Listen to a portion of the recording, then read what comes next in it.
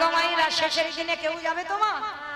যতই বলুক না কেন, আমি তোমায় জীবন দিয়ে ভালোবাসি, আমি তোমার প্রাণ দিয়ে ভালোবাসি, আমি তোমার ছাড়া থাকতে পারি না।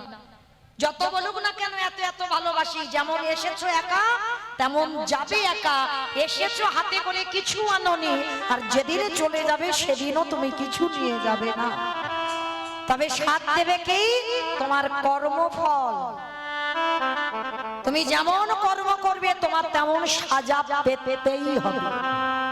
এই যে আমরা মানুষরা না বাবা ভুল ভাল সিদ্ধান্ত নিই, অনেকে দোষ চাপায়, অমুকের জন্য আমার জীবনটা বরবাদ হয়ে গেল, অমুকের জন্য আমার জীবনে এত কষ্ট, অমুকের জন্য জীবনে আমার এত দুঃখ। সব ভুল, কোনোটাই ঠিক নয়। মনে রেখো, তোমার সুখ দুঃখ তোমার উপরে, কারণ তোমার কর্মই তোমাকে নিয়ে যাবে সুখের পথে, তোমার কর্মই নিয়ে যাবে তোমার দুঃখের পথে। কতদিন তুমি হরিবাসরে বসেছো, কতদিন তুমি ভাগবত আসরে গেছো, কতদিন একাদশী করেছো, কতদিন গোবিন্দ চরণে নয়ন জলে তুলসী দিয়েছো। এই ভালো ভালো কর্মগুলো তোমার সাথ দেবে। তবে মায়েরা, আর একটি গ্যারান্টি আমি দিতে পারি, আর একজন তোমার সাথ দেবে। সে কে জানো? ওই গ্যারান্টিটা আমি দিচ্ছি। আমার এলাকায় নিয়ম আছে বাবা, সে যত বড় লোক হোক আর যত গরিব হোক, যার বাড়িতে আছে তো খুব ভালো, আর যার বাড়িতে নাই, দুটো জিনিস ভাড়া করতে হবে, একটা হলো খোল আর একটা হলো করতা। আর যখন মরা দেহটা কাঁধে নিয়ে যায় কি বলে? বলো হরি বলো হরি। কি মাইরা বলে তো? আপনাদের এই এলাকায় বলে তো, মানুষ মরে গেলে বলো হরি হরি বল। কেন বলবো? এই জায়গাটা একটু ভালো করে অনুভব করে দেখেন বাবা। ঠাকুর বিসর্জন করতে যাচ্ছি, বড় বড় ডিজে বক্স বাজছে, বাজছে না? শুধু বাবা ভ্যানে করে এখন যাচ্ছে না, লরিতে করে বাবা বক্স বেঁধে ডিজে বাজাতে বাজাতে যাচ্ছে। কি যাচ্ছে তো? তাহলে যেদিন আমাদের দেহটা বিসর্জন হবে, সেদিন কি একটা ডিজে বক্স বাজাতে বাজাতে গেলে হতো? নিশ্চয়ই হতো। তাহলে হচ্ছে না কেন? এই জায়গায় চৈতন্য মহাপ্রভু শিক্ষা দিলেন, ওরে কলির জ্ঞানন্ধ জীব, পিছনের দিকে তাকিয়ে দেয়, যেমন এসেছিস একা যাচ্ছিস একা, আর সাধ দিচ্ছে কে? এই হরি নামে যাবে, কেউ সাথে যাচ্ছে না। আমার পচা দেখো দেহ যা,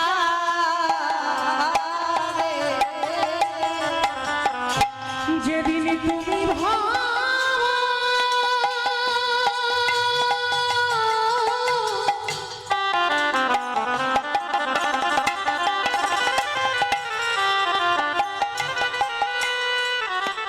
যেদিন তুমি ভাবো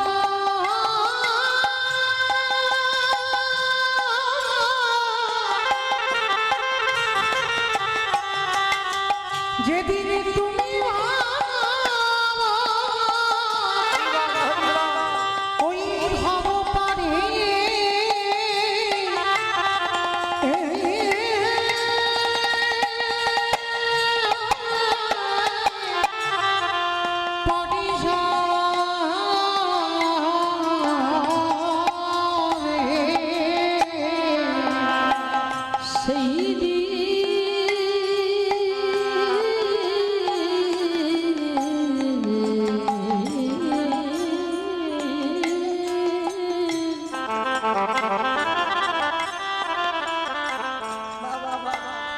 সেই দিনে নাম যাবে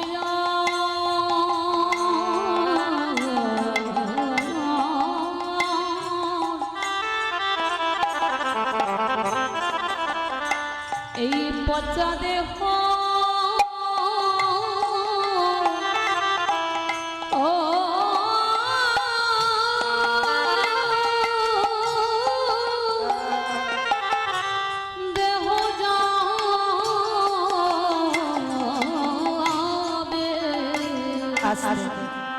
তাহলে মায়েরা, ভালো যদি বাঁচতে হয়, পৃথিবীতে অন্য কাউকে নয় গো, ভালো যদি বাঁচতে হয় আমার গোবিন্দ চরণ ভালোবাসো।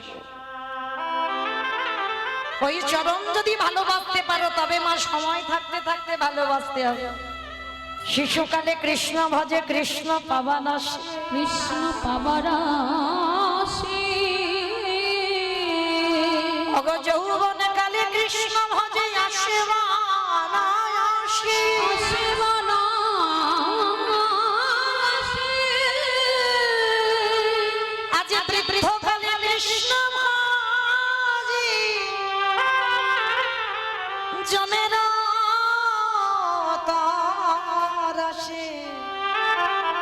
তাহলে মহাজনেরা কি বলছেন, সময় থাকতে ভজন করতে হবে, সকাল সকাল ভজন করবে। যেমন মায়েরা কুড়ি ফুলে কিন্তু সেবা হয় না। সেবা কি হয়? কুড়ি ফুলে তুমি সেবা দিতে পারবে? পারবে না। আবার বাসি ফুল ঝড়া ফুলেও তুমি সেবা দিতে পারবে না, সে ফুল গোবিন্দ সেবায় লাগে না। সেবা দিতে গেলে কোন ফুল লাগে? আজকের ফোঁটা ফুল, সত্য পুষ্পটিত ফোঁটা ফুল। তার মানে দেহতত্ত্বের দিকে একবার তাকিয়ে দেখে। কুড়ি ফুল হলো আমাদের বাল্যকাল। এই বাল্যকালে ভজন হয়, হরি বল। বাল্যকালে ভজন হবে, ভগবানের সেবা দেবে, কিন্তু সে সেবায় মা তৃপ্তি পাবে না, শান্তি পাবে না, কারণ তুমি তো কিছু বুঝছো না। মানে ভালোবাসায় তৃপ্তি হচ্ছে না। আর বাসি ফুল মানে, ঝরা ফুল মানে বার্ধক্য দশা। চুলগুলো পাক ধরছে, একটা দুটো কুকুর, দন্ত পড়ে যাচ্ছে, শরীরে চামড়া আলগা হয়ে যাচ্ছে। আমরা সারাদিন একবারও কৃষ্ণ ভজন করতে পারি। মহাজনেরা বলছেন ওই বার্ধক্য দশায় সেবা হয় না। কি গো মাইরা, পারবেন? এই যে আমরা হিন্দু ধর্মের আমাদের কত উপবাস, বয়স হয়ে গেলে আমরা পারবো? বহু ভক্তরা বাবা জন্মাষ্টমী উৎসব পালন করি আমরা, কিন্তু এই যে আজকের ব্রত কখন পালন করে? জন্মাষ্টমী উৎসব বহু ভক্ত আমরা পালন করি, কিন্তু আজকে রাধা অষ্টমী কতজন করেছেন? একবার হাতটা তোলেন তো দেখি। কেন এই কটা হাত উঠলো কেন? কি গো, রাধা কৃষ্ণ এরা অন্য কেউ নয়, এ তো আমার গোবিন্দের আল্লাদিনী শক্তি। শুধু জগতে জীবকে প্রেম শেখাবার জন্য দুজনে দুটো অঙ্গ ধারণ করেছে। কেন? একা একা প্রেম হয় না, এক সুখ না। কারণ দেখবেন মা, যখন আপনারা সাজগোজ করবেন, কোন কোন সময় দেখবেন আয়নার কাছে দাঁড়াবেন, নিজেকে নিজে ভালো লাগবে, মানে নিজের প্রেমে নিজে পড়ে, মানে এতটাই সুন্দর সাজ হয়েছে। মানে নিজে আয়নায় দেখেছিল আমার গোবিন্দ একদিন, আর দর্শন করে মনে মনে ভাবলো আমি এত সুন্দর, কিন্তু একা একা কি বাবা আনন্দ উপভোগ করা যায়? যায়। তাহলে একটা নারী প্রেম, যার জন্য ভগবান নিজের অঙ্গ থেকে নিজের আল্লাদিনী শক্তি, আল্লাদিনী মানে আনন্দ শক্তি, নিজে আনন্দ উপভোগ করবে বলে আমার রাধারানীকে সৃষ্টি করেছে।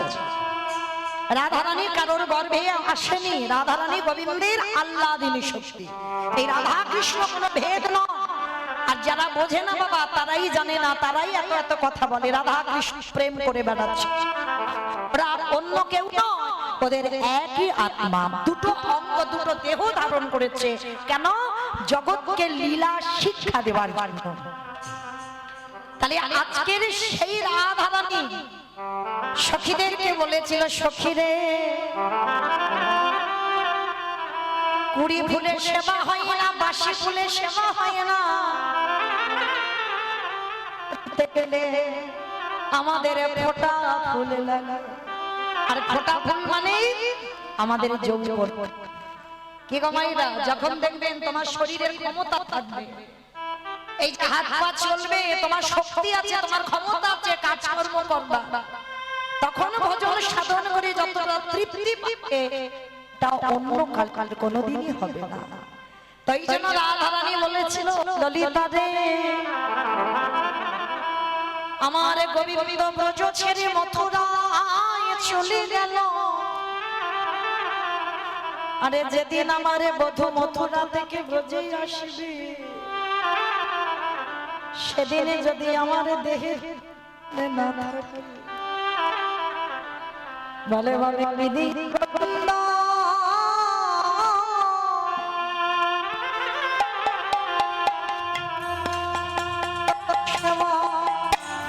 দেব,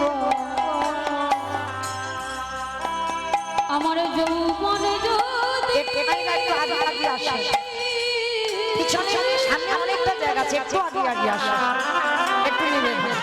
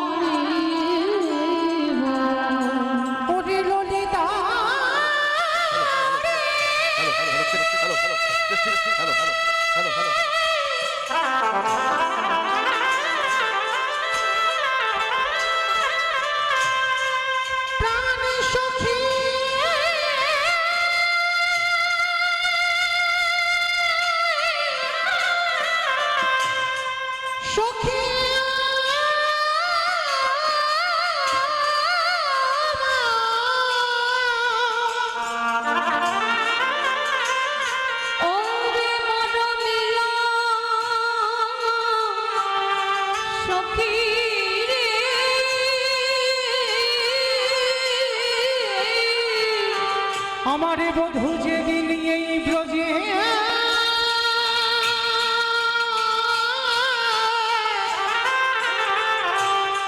ব্রজে ফিরে ফিরে আসবে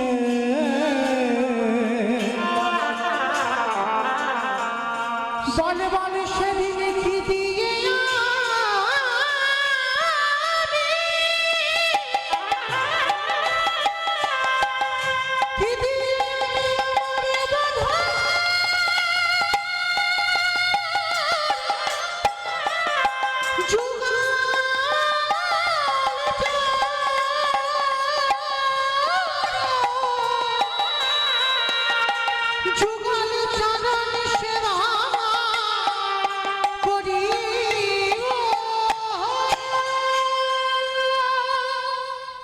তো চলেন মায়েরা, আজকের ভজন করতে হবে সকাল সকাল।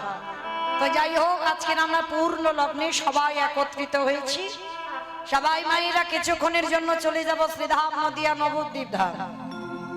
কি মায়েরা সবাই একটু নদিয়ায় যাবেন? তো সবাই যাবেন? তা সবাই যদি যাই তাহলে কীর্তন হবে কাকে নিয়ে? কি গো, কেউ যাবো না, সবার দেহগুলো থাকবে এখানে, মনগুলো যাবে সুরধ্বনি গঙ্গার তীর। কেমন? তো চলেন সুরধ্বনি গঙ্গার তীরে গিয়ে দেখবো প্রভু যেদিন আবির্ভূত হয়েছিলেন সেদিনটা সময়টা কেমন ছিল জানো? আজ নদী গা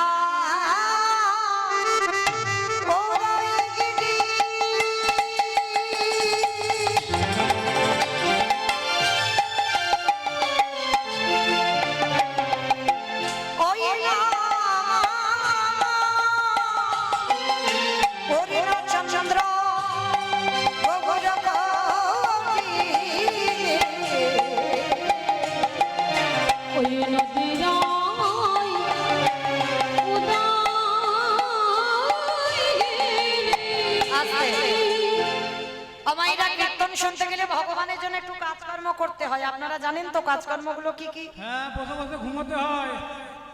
সন্ধ্যাবেলাকে ঘুমায়? ঘুমাতে নেই। কীর্তন শুনতে গেলে তিনটে বস্তু দরকার: শঙ্খধ্বনি, উলুধ্বনি, আর যাদের যাদের হাতগুলো এসেছে। যাদের আসেনি বলবো না, যাদের হাত আছে। কি মায়েরা সবার হাত আছে তো? কই একবার দেখান তো দেখি। নিতাই গৌর প্রেমানন্দে। হরি বল হরি বল। বাহ! তা যাদের যাদের হাত আছে একটু উলুধ্বনি বা সন্ধ্যাবেলা। আজ নদী গা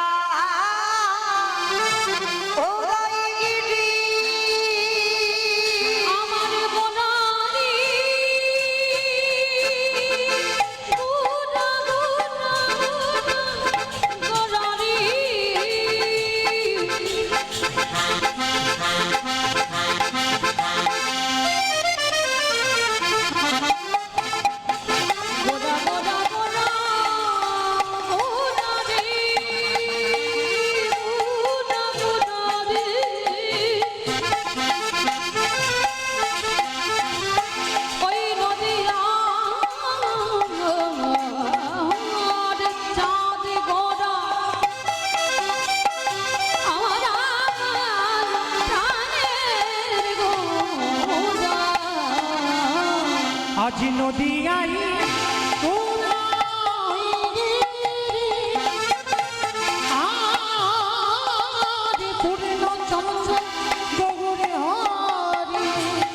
কৃপা কোটি হইল আজ কৃপা করে হইল কৃপা করে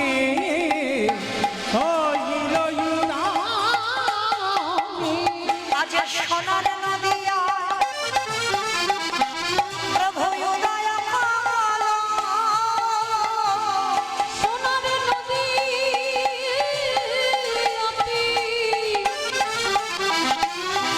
গৌরদাই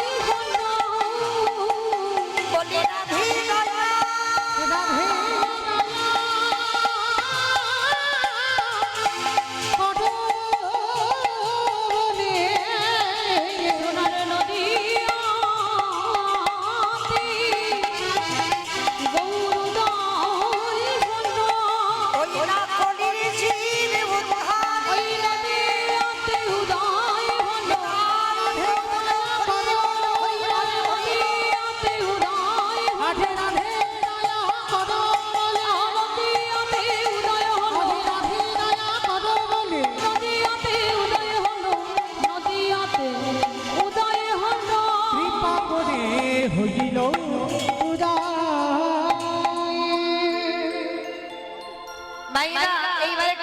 বলবো মন প্রাণ দিয়ে আস্বাদন করবে, নিস্তব্ধ হয়ে, কেমন? কোনো কথা নয়, কোনো গন্ডগোল নয়। কলিকালে যিনি সত্যতে নারায়ণ, ত্রেতাতে রাম, দাপরে কৃষ্ণ, কলিতে হলো গৌরাঙ্গ। চারটে যুগে ভগবান চার ভাবে অবতীর্ণ হয়েছে, কিন্তু যেই নারায়ণ, যেই রামচন্দ্র, যেই কৃষ্ণ, সেই তো গৌর।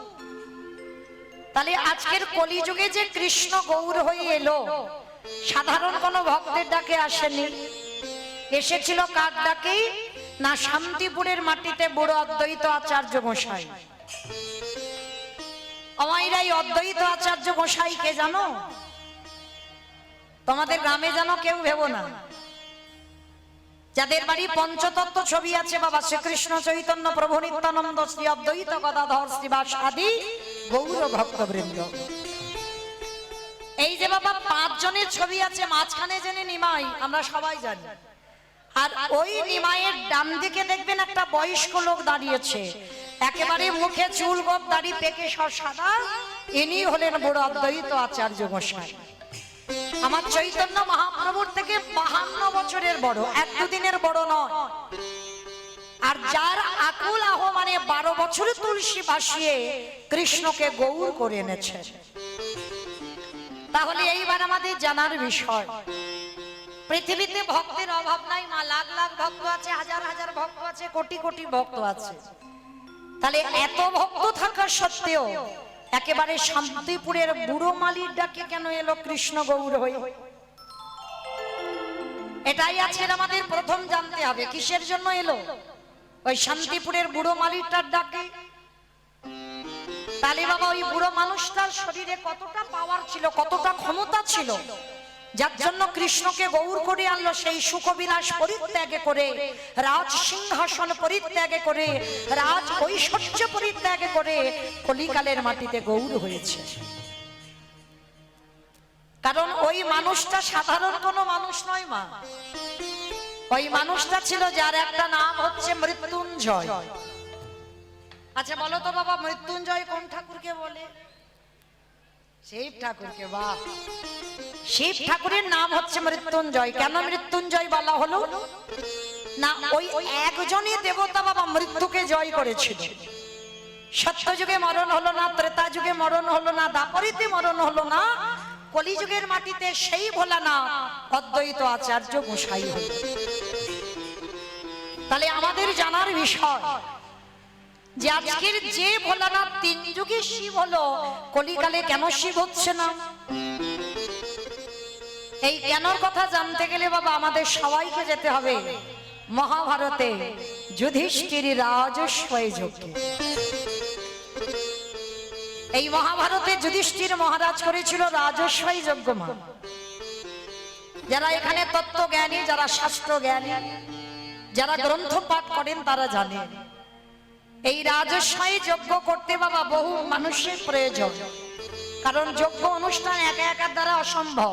যেমন আমার এই কমিটি দাদা ভাইরা এই যে রাধা অষ্টমী কীর্তনটা করাচ্ছেন, একা একার দ্বারা কি হচ্ছে?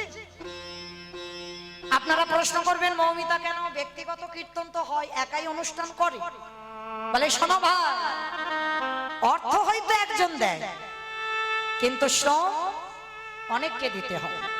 যেমন এই অনুষ্ঠান করতে গিয়ে কত দাদা ভাই, কত ভাইদের, কত বাবাদের শ্রম দিতে হয়। তো মহাভারতে যুধিষ্ঠির মহারাজ রাজস্বয় যজ্ঞ করলো, আর সেই যজ্ঞে ভগবান কৃষ্ণ বর্তমান থেকে সবাইকে দায়িত্ব বুঝিয়ে দিল, সবাইকে একটা একটা করে কাজ বোঝাচ্ছে। আর যুধিষ্ঠির মহারাজ ডাক দিল, কৃষ্ণ কৃষ্ণ,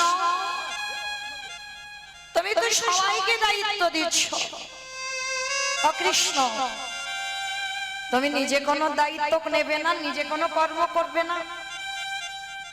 ভগবান আমার একটু মুচকি হেসেছে, হেসে বলল, জানো যুধিষ্ঠির দাদা, আমি তো সবাইকে একটা করে কাজ দিয়েছি, আর আমি আমার জন্য আলাদা করে 2টো কর্ম ফেলে রেখেছি। সে কি? তুমি সবাইকে একটা করে কাজ দিচ্ছ, আর তুমি তোমার নিজের বেলা 2টো কাজ। আচ্ছা কৃষ্ণ, তুমি কি কি কাজগুলো করবে একবার বলো তো দেখি। বলে, জানো দাদা, আমার প্রথম কর্ম হবে এই যজ্ঞে যত যত ভক্তরা আসবে আমি কৃষ্ণ দয়াময় হয়ে সবার প্রথমে আমি নিজের হাতে তাদের চরণ যুগলাগে ধৌত করে চমকে উঠেছি। অসম্ভব কৃষ্ণ, এটা তুই কি বলছিস? কে কোন জাতের মানুষ আসবে জাতের ঠিক নেই, আর তুই সবার পা ধোবাবি? বলে হ্যাঁ দাদা, এটা হবে আমার প্রথম কাজ। একটা কথা মনে রেখো মা, মানুষ জাতের বিচার করে কিন্তু আমার ভগবান জাতের বিচার করে না। কে হিন্দু, কে মুসলমান, পশু পাখি, কীট পতঙ্গ, দানব মানব, সবাইকে আমার ভগবান প্রেম দিয়েছে। আর প্রেম যদি না দিত, নবদ্বীপের মাটিতে মলয় চাঁদ কাজীকে উদ্ধার করতো না।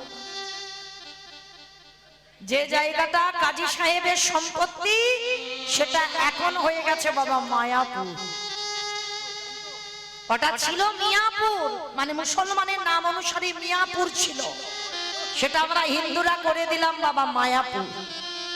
তাহলে সেই কাজী সাহেবকে উদ্ধার করেছে। আপনারা যারা যাবেন মায়াপুর দেখবেন, ওই মায়াপুরের আগে স্টপেজে পড়ে না বামন পুকুর, ওই বামন পুকুরে আছে আজও সেই কাজী সাহেবের সমাধি।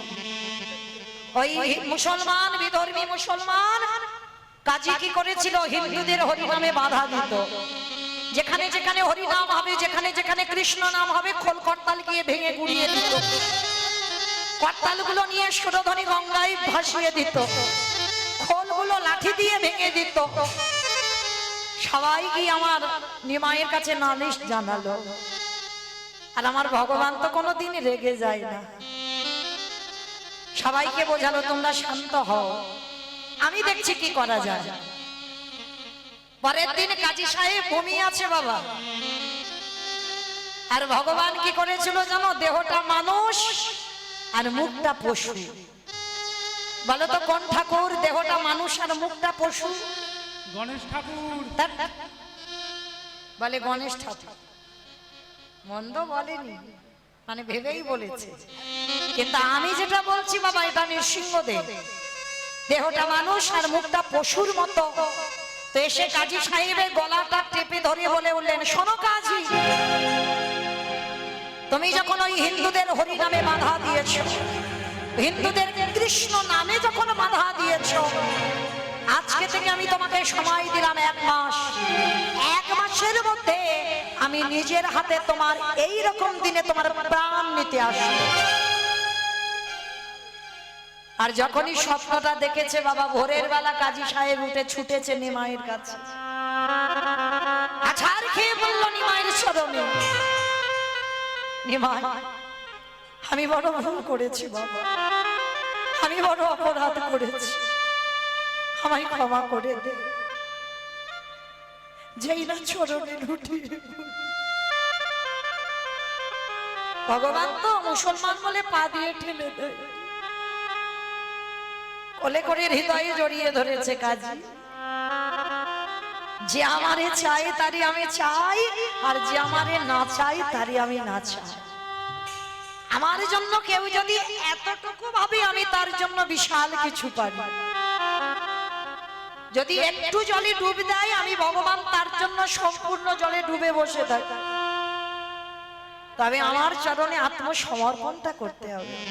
আর কাজী সাহেব সমর্পণ করলো বলে বিধর্মী মুসলমানেরা কি করেছিল জানো? কাজী সাহেবকে এক ঘরে করে দিয়েছিল। বলেছিল কাজী সাহেব যখন হিন্দুদের হরিনামে যোগ দিল, তাহলে ওই কাজীকে, ওই কাজীর মৃত্যুর সময় আমরা কেউ ওর মুখে জল দিতে যাব না। আর কাজী যখন মরে যাবে, কাজীর দেহটা নিয়ে কেউ আমরা কবরস্থানে নিয়ে যাব না।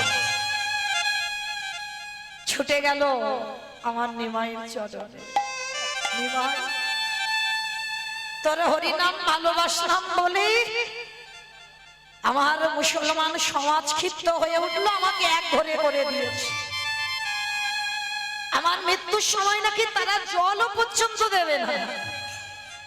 আমার প্রভু হেসে বলেছিল, দরকার নেই কারণ, এই পৃথিবীতে যার কেহ না, আমি আছি। এই পৃথিবী যার কেউ থাকে না, তার জন্য তো আমি বসে আছি তাকে পার করাবার জন্য। এই কাজী সাহেবের মৃত্যু যন্ত্রণা হয়েছিল মা। মৃত্যুর সময় একটু পিপাসার জলের জন্য ছটফট করে কেঁদেছিল, কেউ জল দেয়নি। আমার মহাপ্রভু মুসলমান বলে ভাবেনি, নিজের হাতে নিজের খাবারের গ্লাসে জল এনে কাজী সাহেবকে খাইয়েছে। পরশমণির পরশে লোহা যদি শোনা হয় গো, আমার ভগবানের পরশেও অভক্ত ভক্তি পরিণত। যেই না আমার কাজী সাহেবের মৃত্যু হলো, কেউ তো ছুতেও এলো না। আর মহাপ্রভু কি করেছিল জানো? নিজের হাতে কাজীকে বুকে করে জড়িয়ে ধরে, মুসলমান বলে ঘৃণা করিনি, নিজের হাতে কাজী সাহেবকে কবর দিয়েছিল, কেউ আসে। আর কাজী সাহেবের বলেছিল ওর ওই কবরের উপরে কেউ ফুলও দেবে না। মহাপ্রভু বলেছিল দরকার নেই, কেউ মরে গেলে একদিন ফুল দেবে, দুদিন দেবে, কিন্তু ভক্তির জন্য আমি এমন ব্যবস্থা করি সারা জীবন যেন তার ফুলের অভাব না হয়। আজও গিয়ে দেখবেন কাজীর সমাধির উপরে একটা গাছ পোতা হয়েছে, চাপা ফুলের গাছ। একবার যদি যান গিয়ে ওই চাপা ফুল গাছটাকে পরশ করে, ওটা আমার মহাপ্রভুর নিজের হাতে লাগানো গাছ। মানুষ কবরের উপরে একটা দুটো ফুল দেবে, আর ওই চাপা ফুল থেকে, চাপা ফুলের গাছ থেকে শত শত ফুল ওই কাজী সাহেবের কবরের উপরে পড়ে। পরবর্তী দিনে যেন যুব সমাজ যেন সবাই মাগো এই হরি নামে যেন মেতে ওঠে। কারণ আমরা হিন্দু ধর্মের মানুষ, আমরা সনাতন ধর্মের মানুষ। আমরা যে যাই করি না কেন বাবা, আগে আমাদের একটা জিনিস বুঝতে হবে, জানতে হবে, এটা কলিযুগ। আর এই কলিযুগে যাগযজ্ঞ নয়, ব্রত পূজা নয়, ধ্যান তপস্যা নয়। কেউ যদি বার ব্রত না করে, পূজা অর্চনা না করে, যাগযজ্ঞ যদি নাও করে, তাতে অসুবিধা না। মহাজনগতস্য পন্থা, মহাজনেরা বললেন কলির মানুষ তোদের মুক্তির পথ হলো একটাই, হরিরে নাম হরিরে নাম হরিরে নামৈব কেবলম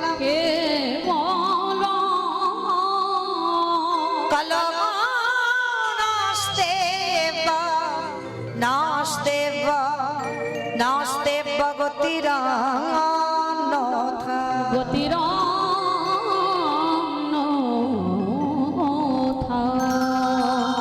কলির মানুষের হরিনাম ছাড়া কোনো গতি নাই, কোনো গতি নাই, কোনো গতি নাই।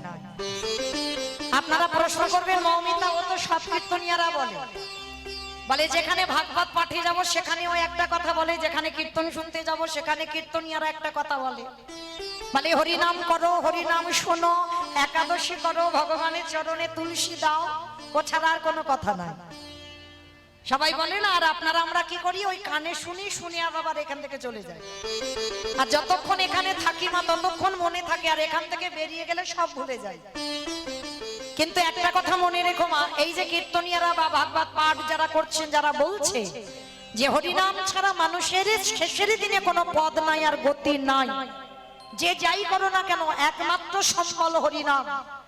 যদি বলেন বাবা এটা আমার কথা না, বাস্তবে মিলিয়ে নেন, কীর্তন শুনলে হবে না বাবা, সবার আগে একটু অনুভবের দরকার। আর অনুভব যদি করতে না পেরেছে, কীর্তন গাওয়া বা শোনা দুটোই বৃথা হয়ে যায়। তাহলে যতজন ভক্তবৃন্দ বসে আছেন, দাঁড়িয়ে আছেন, আমি কীর্তনী আমার সম্প্রদায়, প্রত্যেককে অনুভব করতে হবে এই যে আমাদের শেষের দিনে হরিনাম ছাড়া গতি নাই। এই যে আমরা সবাই বলে যাচ্ছি, সবাই শুনছি, একটু মিলিয়ে দেখেন তো মা, এই কলিযুগে হরিনাম ছাড়া গতি আছে? গতি যদি থাকতো বাবা, যে যত বড় ধনী হোক না কেন, যার যত টাকা থাকুক না কেন, যার যত অর্থ থাকুক না কেন, কেউ যদি সারা জীবনটা দিল্লি বোম্বে কাটিয়ে দেয় সোনার পালঙ্কে ঘুমায়, কেউ যদি টাকার বিছনা করে ঘুমায়, তবু কিন্তু শেষের দিনে এরা তোমার কেউ আপন নয়। এসেছো একা, তুমি যাবে একা। যেদিন ধরা এসেছিলে তুমি কাউকে সঙ্গে আনো না, আরে যেদিন ধরা থেকে চলে যাবে তুমি কাউকে সঙ্গে নিয়ে যাবে না। তাহলে কিসের জন্য এত আমার আমার করা? ছেলে আমারে, মেয়ে আমারে, জায়গায় আমারে, জমি আমারে, বৈভব আমারে, বিষয় আমারে, বন্ধু আমার, কিন্তু যতই আমারে আমারে করো না কেন, একেবারে যদি বাঁশি বেজে যায় পড়ে থাকবে তোমার সরকারি খামা। এসেছো একা, তুমি যাবে একা। তাহলে ভগবান কি কোনোদিন জাত বিচার করে? মানুষ করে।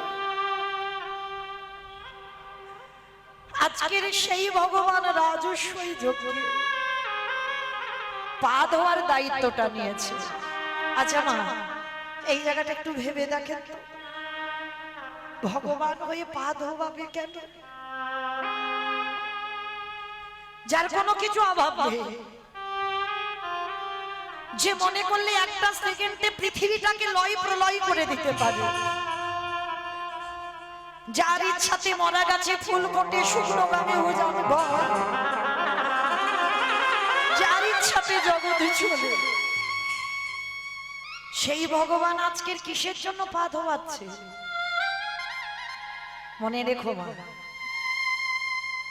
নিজে আচরি ধর্ম জীবেরই শিকার।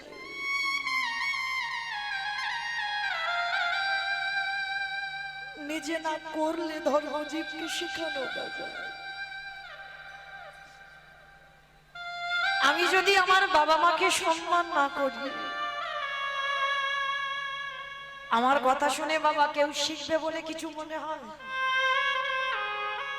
আমি যদি বৈষ্ণব দেখলে আমি যদি নত জানু না হই, আমাকে দেখে কেউ শিখবে বলে মনে হয়?